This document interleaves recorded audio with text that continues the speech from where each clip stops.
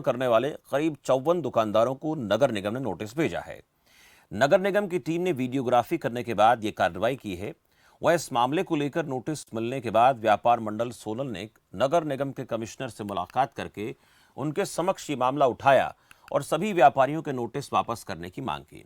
व्यापारियों का यह कहना है कि अभी तक नगर निगम की टीम ही शहर की सड़कों पर आकर व्यापारियों के चालान करती थी या फिर उनका सामान सड़कों से हटवाती थी। ऐसे में यह नई प्रक्रिया है जिसके जरिए दुकानदारों को नोटिस भेजकर उन्हें आगामी कार्रवाई करने की चेतावनी दी गई है।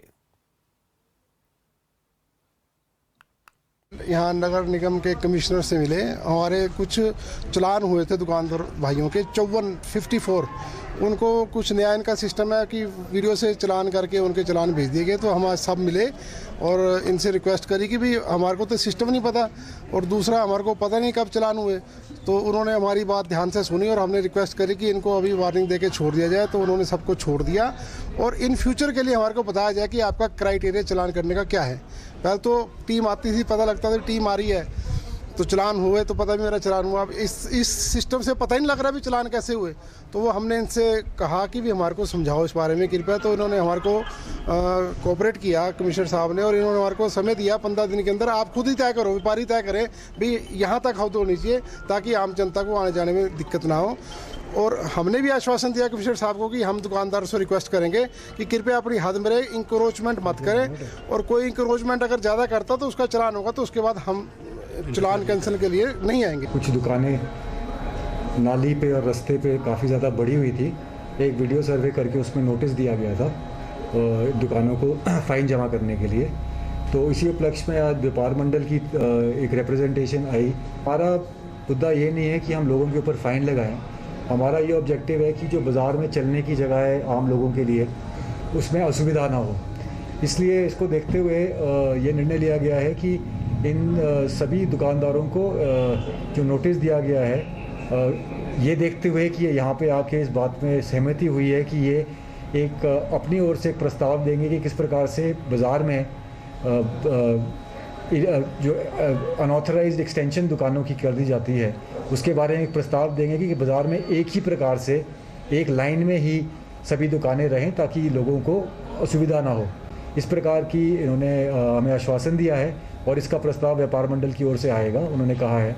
और उसको मद्देनजर रखते हुए फिलहाल के लिए ये नोटिस हम वापस ले रहे हैं। इस खबर पर और ज्यादा जानकारी देने के लिए अमरप्रीत हमारे संवाददाता है सोलन से, उनसे पूछते हैं कि ये लोगों की तरफ से अतिक्रमण किया गया, पहले चालान का प्रोसेस अलग था लेकिन अब वीडियोग्राफी से चालान हो रहा है।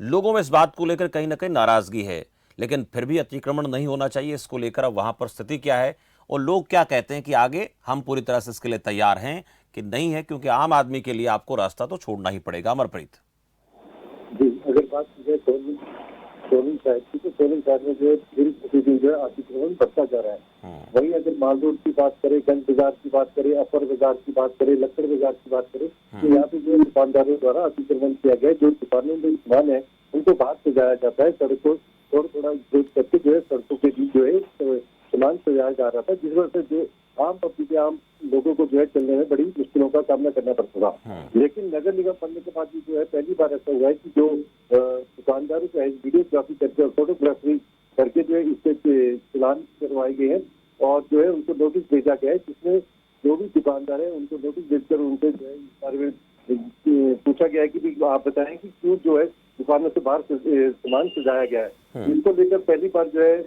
नगर निगम के कमिश्नर प्रशांत द्वारा ये कार्रवाई की गई है, जिसमें ये बहुत बड़ी कार्रवाई है। और जो दुकानदार थे उनमें हड़कंप मचा हुआ था और जो है कल जो ये दुकानदार सभी इकट्ठा होकर नगर निगम के कार्यालय पहुंचे और वहां से उन्होंने अपने जो है दुकानों के जो सामान को अंदर रखने की बात की।